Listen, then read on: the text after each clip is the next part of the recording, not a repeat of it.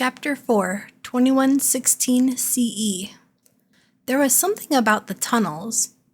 Historically, these shouldn't exist at all. At least that was the opinion of Dr. Edgar Fletcher, the lead archaeologist on Cullen's Sigma 6 dig team. The Amazon excavation was set up around a collapsed cliff surrounded on all other sides by dense jungle. While most of the structure was decimated in the landslide, its bits and pieces being slowly cataloged by Fletcher's underlings, there were still intact tunnels within the unstable cliffside. There is no known ancient Amazonian culture with stonework of this form. The shadows under Fletcher's eyes always hung low in those days. I never thought I could meet someone more tirelessly obsessive than Clive Cullen, but Fletcher took the prize. The two men were in a constant push-pull of conflict for control of the dig. Fletcher's expertise obviously qualified him in ways that Cullen could not match in the field of archaeology, yet it quickly became clear that Sigma 6's focus was not on human history as we understood it. Everything about the jungle seemed slightly off. Julian's security team was anything but small. It seemed like overkill to us at first, until we arrived at the base camp and saw the heavy electric fences set up around the campgrounds. "Keeps the critters out," Barkley cryptically told us as Julian and I got set up in our tent. "So, all of that in your debrief," Julian said. "That problem getting worse?" "Excuse me, but what problem is that?" I felt completely out of the loop. Despite my own role in pushing this career move for my husband forward, I wasn't certain what my own role could be in this place, beyond Amara's caretaker. It wasn't a feeling I enjoyed. Julian and Barkley shared a nervous look. "It seems that the jungle life has been disturbed by something in this area," Barkley explained. "Some of the science team's early reports suggest it might have something to do with the temple remains," Julian added. "And there was one incident." He looked to Barkley to finish that thought for him. "Come on, man, you're really making me tell her?" "Fine. We lost a researcher last month." "Lost them? To what?" I asked, glancing at Amara, who merely rolled around on her camp bed, blissfully unaware. "We're not exactly sure. He vanished without a trace. There were no clear tracks left behind. Maybe it was one of the guerrilla troops fighting for control of the Allied States. But like I said, we're cautioning against interactions with all wildlife, just in case. An unusually large three-toed sloth attacked Private Reynolds a few weeks back on the temple outskirts. I led the response team. I couldn't believe what I was seeing. The poor thing's behavior, it was off-kilter, like it was hearing something the rest of us couldn't detect. I had to put it down." It almost sounded like a joke, but I could tell from Barkley's face it was no laughing matter. We dropped the subject, but the whine and hum of the electric fences was more noticeable now. While the dig site was full of excitement, that hum spoke to me of an underlying paranoia, an unease just under the surface. But what it also gave me was a purpose here. What use was a biochemist at an archaeological dig? I soon got my answer. Cullen took me aside in the first week, ushering me into his tent after a team meeting one evening. In the wake of Marilyn's coma, he was quieter than I remembered. While not a verbose man by any means, Cullen was always passionate with his work. In the jungle, though, I felt that he was in the midst of some internal crisis of confidence. "What are we really doing here, Clive?" I went direct, taking the strategy I thought Marilyn might. Cullen shifted uncomfortably. He glanced up to the right as if conferring with something unseen before looking down again at the ground, where his eyeline usually rested these days. "My team will be taking samples from any and all aspects of the fallen structure here. I would like your expertise, Lila, in analyzing them." "Old stone and fossil? I can tell you right now what you're going to find. Hydrocarbons, collagens, polysaccharides. Unless there's something specific you're looking for?" Cullen did his mental arithmetic, measuring his trust in me. Again, I tried to embody the Lila that Marilyn saw, knowing not that fictitious person's content, but striving to match her ideal. Finally, Cullen admitted the truth. "Sigma 6 was created for the sole purpose of investigating what we believe to be alien matter hidden on our planet." Matter? Artifacts, perhaps remnants, from a time long ago. This is why the Keepers sent me here. But how much did they already know? Cullen sat up, trying to hide his own unease on the subject. "But what matters, what I need from you, is to tell me, when you look beneath the glass at what we find here, what do you see?"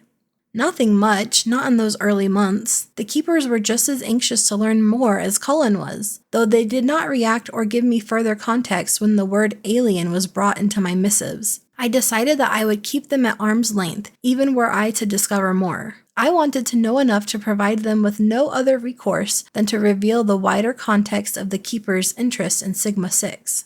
While the stonework and symbols were not known to this part of the world, the stone certainly was. It was not unusual material compared with other ancient sites dated to the era around South America. However, much of the remaining tunnels still remained unexplored. Members of the team attempted to develop digitized reconstructions of how this temple site might have looked, though it was thought that much of the structure was already lost. The tunnels were not all connected, and the paths were thought to be treacherous.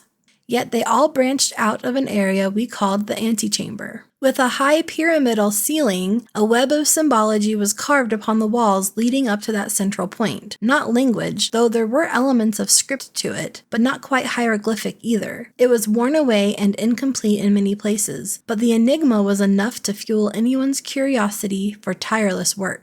As soon as the structure was verifiably safe, Julian brought me and Amara to see it in person. Amara feared the dark and dank chamber for only a few moments. We took her close to the walls. She reached out to touch, but we made sure she wasn't quite close enough. Cullen wouldn't like our contaminants all over it. Julian, Amara, and I all traced a path along the symbols as we circled the chamber. "Take it in, Amara," Julian whispered to her. "This is something almost no one has ever seen. Something beyond belief. But get used to it, kid, because I think that's the kind of life you're going to live." I turned around once before we left as night fell outside and another team meeting was being called to session. I don't think Julian ever saw it, but maybe Amara did as she clung to me. A faint ring of blue light encircled the antechamber, dim but unmistakable, traced in the exact path we had just walked, as if it had reacted to our presence. "Julian, look!" But by the time I spoke my observation aloud, the light faded away. Julian questioned me, but I changed course. This seemed to be a discovery that only I had made so far, and I decided I want to be at its forefront. The next day, I received permission to take samples from the antechamber walls. I estimated and drew samples from the regions where I had walked the night before with my family. Sure enough, beyond the usual readings of the makeup of the stone, there were trace amounts of a substance that I'd never before encountered. I took my findings to Cullen. "How many people know about this?" "None yet. I figured it should be run by you first." Cullen lost himself in his head for nearly a minute. "Good. Let's catalog these findings, but don't make a show of it yet. I want to get deeper into those other chambers." I persisted. "Sure, but were you expecting something like this? The substance is not one I can readily identify." "You might expect more of that, to be honest with you," Cullen sighed. That night I finally pried it out of him. Preston Swift had put Cullen on the hunt after uncovering an ancient artifact that was also engaged in strange quantum behavior. Sigma 6 was on the hunt for objects that shared this property of seemingly existing in multiple places at once. This could save us. If there are other species out there, and they have left these behind for a reason, we have to decode this message. Such an objective seemed like another Sigma moonshot. The allowance of Swift's private interest to guide a secret division was disquieting enough, but if the goal was to harness the discovery of the existence of alien life as some kind of escape hatch for humanity? To me, it seemed like we were playing with fire, and it seemed the Keepers agreed. The message I received from them in response to my report was particularly brief. "Proceed with investigation. Utilize extreme caution." I wondered if Enoch knew what he had sent my family into. I wondered if he even cared. Then I stopped wondering and got back to work. It seemed that only the truth would set me free, so I decided to be the one who would find it first. I got up before the sun rose to escape the worst of the heat. I unzipped our large canvas tent. Julian stood with Barkley nearby at an equipment prep station. "Thanks for keeping an eye on her. I know you've had a long night," Julian told his friend. "You know me and my niece are always down to have breakfast together, even if she throws most of it at me." Julian was off to supervise the borders of the camp. Rumors swirled that the Allied states were not so allied anymore. A rebel faction had set up shop nearby, and Julian's team were now full-time monitors to ensure no one tried to raid our artifact storage or attempt to commandeer the camp entirely. It wasn't thought that anyone outside of Sigma 6 knew what we were truly after, but the longer we stayed here, the more their curiosity was sure to grow. With Cullen leading a dig on the outskirts of the landslide wreckage zone, the tunnels were mostly empty. I tagged in Barkley for babysitting duty so that I could go spelunking. Dr. Fletcher would have to accompany me, but this was the most privacy I was going to get, so I needed to take advantage. I joined Julian and Barkley and picked up my walkie from the charging station. "Don't let my daughter bully you too much, Major." Barkley saluted. After kissing Julian goodbye, we parted ways and I soon joined Fletcher at the entrance to the antechamber, wearing a portable drill strapped to his belt that seemed to be twice his body weight. He twitched at the jungle sounds that arose all around us. "There you are!" he started when he caught the sight of me. "I don't like standing out here in the open. Let's hustle." I lagged behind Fletcher, hoping he would get distracted and allow me some alone time to search through the tunnels. Cullen refused to brief Fletcher on the substance that I had discovered within some of the stonework, but I thought it was only a matter of time until he made the discovery himself. Once the team finished on the outskirts, the tunnels would become the primary focus of the investigation. That said, Fletcher was briefed on the true goals of Sigma-6 and had even seen the famed Salish object that started Swift and Cullen's hunt in the first place. I truly do believe that what we are seeing here is some kind of ancient cult that worshipped these potentially alien beings, yet the fact that it's hidden also brings up some very interesting considerations. While his theories were unsubstantiated, I got the impression that Fletcher's flights of imagination were plausible. Like Cullen, he was the type who did not fear the unorthodox. He even seemed to lust after it, and Fletcher was a particularly lusty type in general. Despite the presence of his wife and fellow researcher Alicia in the camp, and the fact of their 4-year-old daughter Tara, I had caught Fletcher eyeing me on more than one occasion. I was hardly attracted to him, as Julian and my spark had returned in good order since our arrival here, but it had helped me secure this secluded tour. I wasn't above pulling a few heartstrings, so I indulged his didacticism for the moment. "And what considerations might those be, Dr. Fletcher?" "Well, look around. This was well hidden. Sophisticated engineering, planning, but function too. The antechamber is plain, but down this hall I've already found multiple spaces that might have housed those who used this place, and what I believe to be a temple." We came to a crossroads. One tunnel led toward what was known to be a caved-in wall, while the other led deeper into the structure. It had not been fully vetted yet, but Fletcher was clearly biting at the bit to get in there. "Does Cullen know?" Fletcher's sigh burst like a bullet of air. "No, Dr. Cullen does not like to hear my speculation, I have found, so I will prove it myself first." That I could relate to. So this structure was a place of worship? Perhaps a place to showcase, to collect, and to preserve the secrets they did not want to spread. A buried mythology, one that the inhabitants hoped to keep that way. A temple, a museum, a cult. Oh yes, at the very minimum. Fletcher turned on his headlamp and faced down the hall. "That's where I'm going today, if you'd like to join me." No, I did not want to join Edgar Fletcher in the depths of some dark room, but his theory was actually quite tantalizing. This might be my only chance before the tunnels were flooded with the full team. But then my eyes caught upon something showing through a piece of stone near the floor. I looked away quickly so Fletcher wouldn't catch on. "Go on without me, but I'll join you. I want to see this temple myself." Fletcher shrugged, clearly disappointed, and began his way down the hall. "Just don't tell your husband about this. He wouldn't like that we're venturing so deep." "Our little secret, Dr. Fletcher," I intoned with just a hint of sarcasm. I figured he was self-absorbed enough that he wouldn't notice. I was right. Satisfied that Fletcher was far down the hallway, I knelt to inspect my finding. These halls were not as ornamented as the antechamber's walls, but there was still unique stonework. Most of it was in rough shape, deformed and broken by the years. But here was a piece that retained its original shape, and the tiny gem nestled into it like a glittering eye in the shade of this place.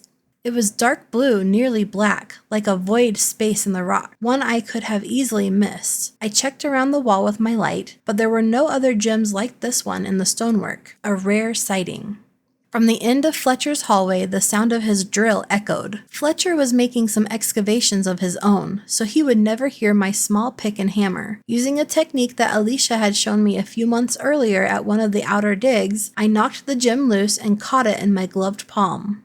It was the same color as the glow I'd seen that night with Julian and Amara. This was a full sample of the unidentified material from the stonework, perhaps the only sample of the substance that measurably existed. My walkie buzzed, startling me from my reverie. I recognized the voice of Private Reynolds, the youngest member of Julian's team. "Attention to those in the tunnel excavation zone. Repeat, attention." I held the walkie close to better hear her voice over the sound of Fletcher's drill. Scouts spotted what appeared to be a large green anaconda, a very large anaconda, entering the cave-in above the northern tunnel segment. Scouts lost sight, position of the anaconda unknown, calling in the security team, but to those in the area, vacate immediately. Fletcher's drilling continued unabated. He was a man prone to not hear you speaking right in his ear, and that hallway led directly north. The predator's jaws would be unhinged before he even caught a hint of it. The walkie buzzed again. "This is an emergency. I repeat, emergency evacuation of the tunnel site. A second anaconda has been spotted near the northern cave-in."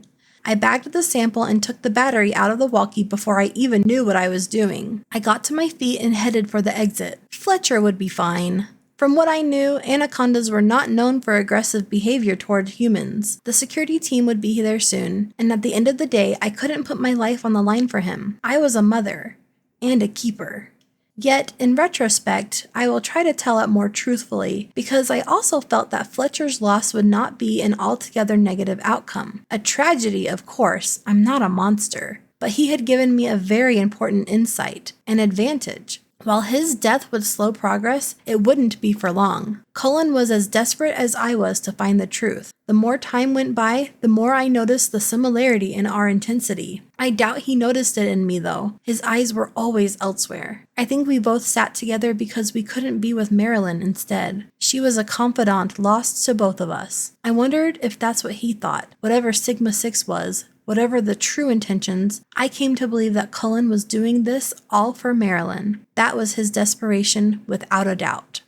It was one I could use, predict, control. Fletcher was something different. His interest in this study was the most dangerous kind. Not self-interest, but pure, chaotic curiosity. But all this calculus wouldn't matter. Nothing would happen. He would survive, and I would get this sample to the keepers without anyone suspecting a thing. Then I heard his voice headed my way. "I'll take the direct approach. Get a team above the cave-in site for evac." Julian turned the corner and ran straight into me. Thank God! "Julian!" My instinct got me this far, so I relied upon it again. "What's wrong?" "Where's your goddamn walkie?" Julian looked at my belt. He grabbed the device and tried the power. "It died. That's why I was on my way out." "Fletcher, what about him? You were meeting him here." I guess he did keep some tabs on me. He's digging in the far chamber. "So he doesn't know?" "Doesn't know what?" The hint of annoyance on his face genuinely angered me, even though every word I spoke to him was a lie. "Get out now!" Julian pointed to the exit. "Get back to Amara. Everything's going to be fine." He broke away from me and ran deeper down the tunnel. "I'll be right back." My anger sank when I realized he was still trying to keep me calm, reassure me, protect me even when I didn't need it. The burn of shame cooled into dread. Julian wasn't wrong. Amara shouldn't be alone. To even risk the loss of both of her parents, when provided the alternative, was unconscionable. Julian was no longer my primary mission. Only my husband, my best friend, her father. There was no time to get a weapon of my own. I had already wasted enough time. I turned and followed Julian into the darkness. I followed the sound of Fletcher's drill. Even with my headlamp, I could only see a few paces in front of me. As long as that drill was alive, so was Fletcher and Julian. So of course it very shortly cut out, only to be replaced by erratic shouts. By the time I stumbled into the temple, the anaconda had a hold of Fletcher. At least one of them did. Across the circular floor of the temple chamber, Julian stood dwarfed by the second snake, whereas the one that spiraled around Fletcher's lower torso must have been close to 30 feet long. It was dwarfed by the other, 50 feet at least, and wider than Julian could hope to grasp. Julian saw me in his peripheral vision. He tensed but didn't lose his military focus. "Help him! I'll keep it busy!" The giant basilisk dove for Julian. He rolled beneath it, but was still blocked in by the back end of its coil. I lost sight of him as he vaulted over its body and its head whipped back around for him, and I took up the drill Fletcher had dropped. The smaller anaconda seemed distracted, dragging the archaeologist along the ground as it put distance between itself and the larger one. I got close enough for its tail end to lash my feet out from under me. It spun around and faced me, the drill now laid between me and its jaws, opening wide to strike. Julian cried out behind me as something heavy smashed into stone. The anaconda coming for me was distracted as rocks fell from the unstable ceiling above. Glimmers of the outside world shone through, but it only stood to make everything more surreal. I rolled over onto my back to find Julian. He was crouched, sore and winded, having just dodged the basilisk as it slammed its head against the temple wall in fury. He was cornered. Lila!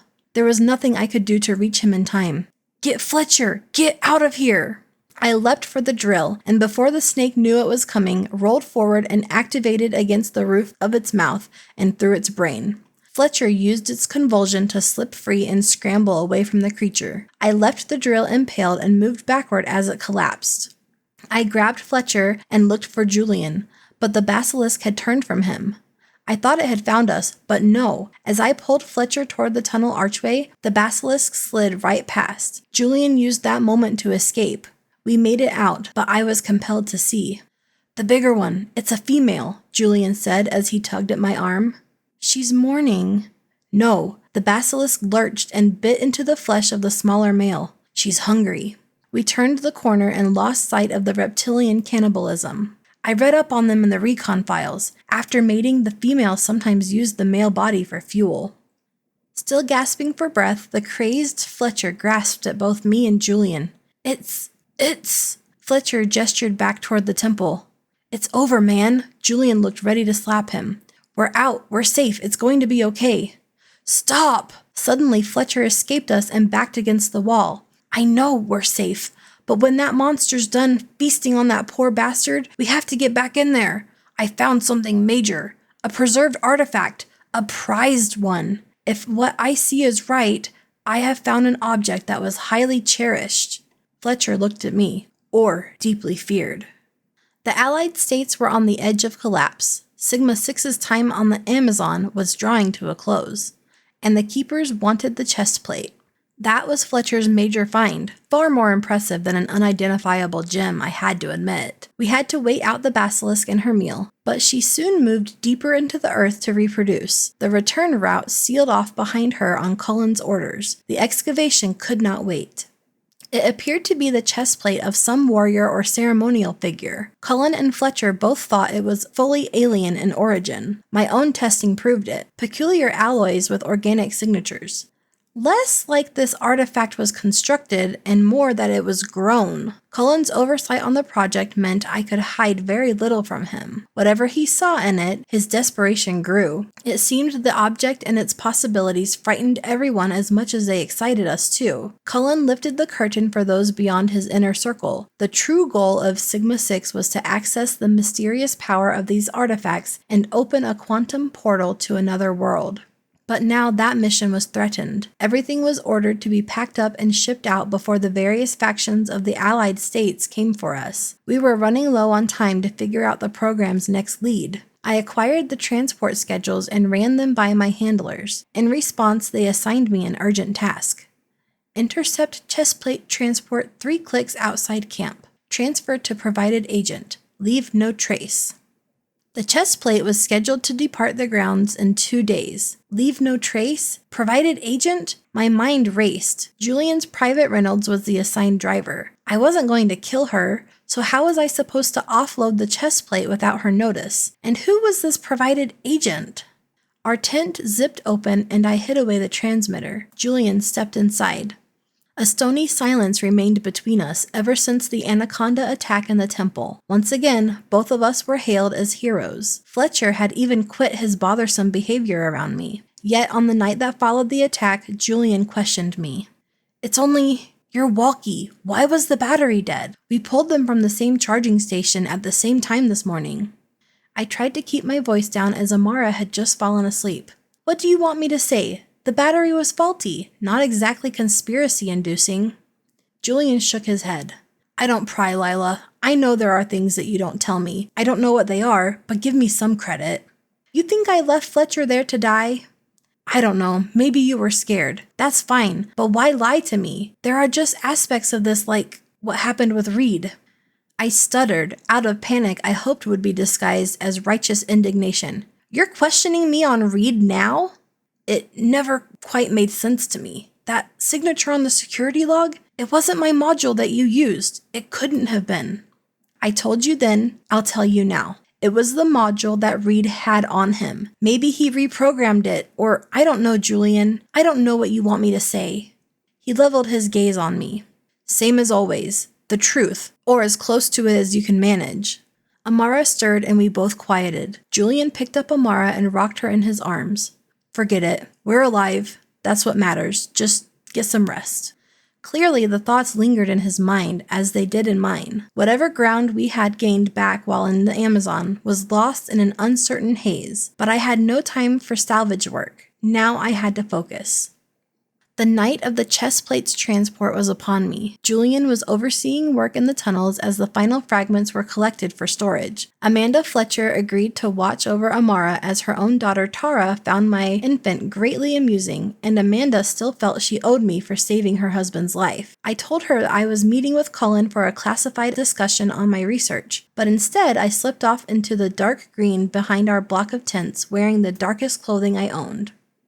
I utilized the faint light from my transmitter to guide me. It took an hour to reach the road where the chest plates transport truck was scheduled to cross. I checked the time. 10 minutes ahead of schedule, cutting it close. I pulled out the small explosive I had rigged together and placed it in the truck's path. When it drove up, I would blow one of the tires and subdue Reynolds with a sedative I had concocted. It would be able to incapacitate her without permanent harm and leave her woozy enough to buy the next part of the cover story. I shook up a can of paint. With that, I would leave the sigil of a local militia known to be active in this area. It was rumored that they were already displeased with our digging around in their territory. As far as Reynolds would be able to tell, the militia would have absconded with the chest plate and vanished into the night. Now the only question that remained was my handler's mention of an agent. There was nowhere I could hide this chest plate, so I depended on their planning to finalize the extraction. I heard the brush rustle beside me. I dropped the can and assumed a defensive position. A figure in a tight cloak emerged, a polished metal mask hiding their face, like an old Greek statue. She held a finger to her carved lips. Nice to meet you too. I tried to play it cool, but this was only the second keeper I had ever known in my life. We heard the engine as the truck approached. The keeper crouched next to me in the brush. Wait for it, I ordered, wanting to still be in control, and follow my lead. Yet 40 feet from the target zone, the truck slowed and came to a halt. The door opened and Private Reynolds emerged, a tentative look on her face. Had she spotted us? No. Someone else was here. A four-wheeler broke through the foliage on the other side of the road from our watch point. The man took off his helmet. It was Cullen. The keeper rose to move, but I held her back. Her voice growled low in my ear. We can take them both quickly. No, this wasn't my plan. You're not in charge. I am. Do you really want this program shut down before we get to the truth? My grip on her was unrelenting. Finally, she eased back down into the grass. The only words she spoke were under her breath. The truth. Derisive, but apparently convinced enough. I tried to provide more context. That man in the clearing runs the entire program. He shouldn't be here. He already authorized this transport. I listened as closely as I could, but the jungle noise, ever alive, made it tricky to hear Cullen's voice. Confidential, you understand? Private Reynolds looked beyond Cullen as a truck came up the road behind them. This is a setup, the keeper whispered. I shook my head. No, Cullen was too calm. He wasn't a man who orchestrated violence, but schemes. I suppose that Sigma 6 in its entirety was one large secret scheme, wasn't it? Cullen waved down the new truck. 2 men climbed out that I didn't recognize. Swift's orders. I've already told Julian. Reynolds seemed unsure, but was far too junior to question Cullen in this situation. Ever since the chest plate was discovered, people's reverence for Cullen had skyrocketed. He convinced us all that we were at the center of something great. A man like that deserved his control, even if some of it was obscured. At least that's how Reynolds must have felt as she helped the 2 unknown men, Swift's men, open the back of the transport and carefully unload the chest plate. The keeper and I could do nothing but sit back and watch. Once it was transferred to the new truck, the men climbed back into the truck without a word, backed up and turned around. Even if my explosive had been planted in its path, Cullen lingered with Reynolds until the truck was out of sight, then both took off back toward the camp. The keeper and I finally stood. I hope you know what you're playing with, the keeper said, her back already turned to me as she readied herself to depart. Your presence was a bit of a surprise too, you know. Your superiors informed you I would be here, she replied as she slipped away into the jungle, but I followed close behind. My adrenaline still rushed from the missed attempt, and I directed it toward her, and the frantic need rising up the back of my throat to beg her for answers. Here was someone real, not Enoch, not my faceless handlers. Someone like me, a field agent. Please, hold on. The keeper ignored me and strode into the next clearing toward a strangely shaped bush. She grabbed it, a camouflage cover, and pulled it off to reveal a sleek mechanical flyer. Julian had described similar machines from his time in the Special Forces. Hold on, we can figure this out. I'll find out where it went. Just wait. I have more context, a working theory of what's actually happening here. The keeper hefted the flyer up and strapped it to their back. And why haven't you already related as much to your handlers? I was waiting until I had enough, something that made sense. But you're here. Let's talk. We can figure this out. Not my job. Not yours either. Your job just drove off to God knows where. Admit it, the chest plate is lost to us.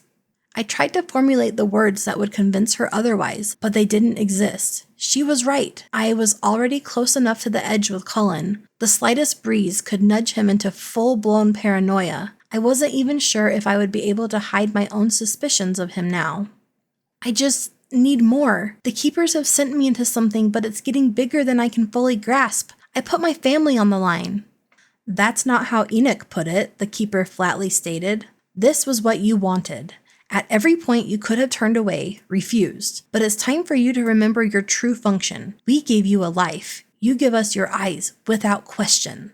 The keeper activated her flyer. The whine of its power source was nearly silent. It seemed she was done with me.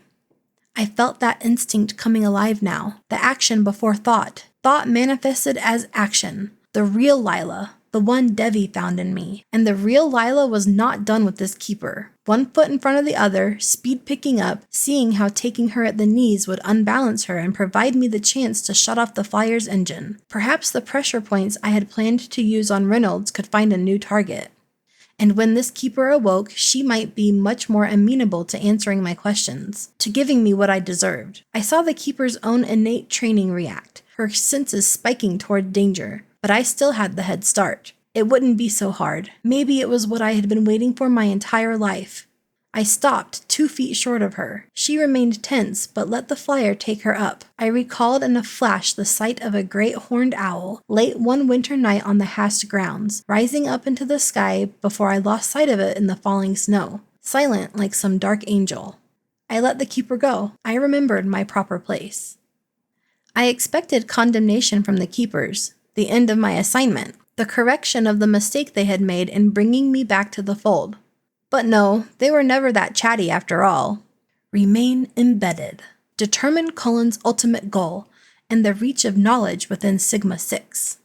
So I stayed, and my patience was rewarded, if that's how you want to look at it. As expected, the security logs conveniently excluded any sign of Cullen's midnight transfer, but there was something bigger than the chest plate on the horizon now. In the final days of the Amazon dig, Cullen called me and Fletcher into his private lab. He ordered us to help him lower the infamous Salish object into a tank of water. His latest theory was to analyze the quantum vibrations inherent in this and some of the other objects found, and seek out the frequency elsewhere on the globe. As matches appeared on our map, I realized that I was furthering his goals that I still could not understand. Goals that clearly disturbed the keepers. I eased up on the knob that I was using to hone the signal, but Cullen compelled me onward until we found the largest signature. Our next destination was found, the Arctic Circle. And so there I sat, Amara in my lap, as our Sigma evac lowered down upon the icy surface of the Arctic. Amara pressed her face against the glass and blew clouds. Mama, brr! Julian sat across from us and laughed, but I felt that our evac was sinking due to the weight of the dark thoughts gathered in my mind. I could not escape the sense that by bringing my family here, I might have doomed us all, and perhaps the world with us.